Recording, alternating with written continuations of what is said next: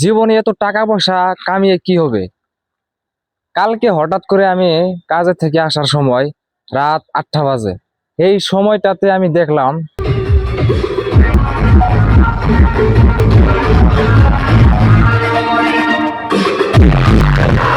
उनका इंतजार करके आराम मिलता है। चलो लोग हाथों पर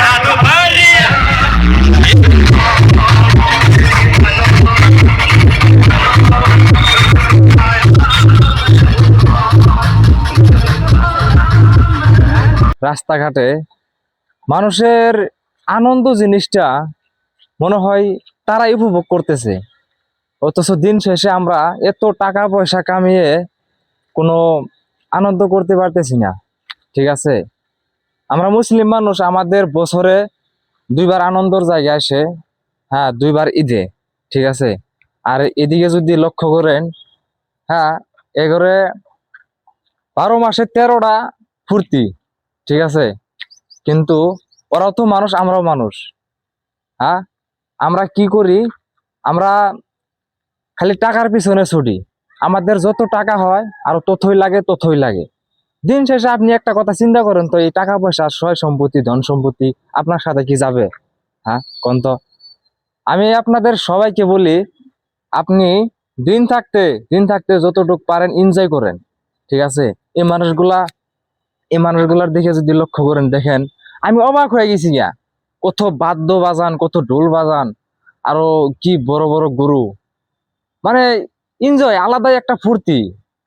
যখন আমি ওই সমস্ত দৃশ্যগুলো দেখলাম, তখন আমার মনের মধ্যে একটা প্রশ্ন জাগে যে ওরাও তো মানুষ, আমরাও মানুষ। হ্যাঁ, আমরা কিন্তু এনজয় ফুর্তি করলে করা হারি, কিন্তু আমরা করি না।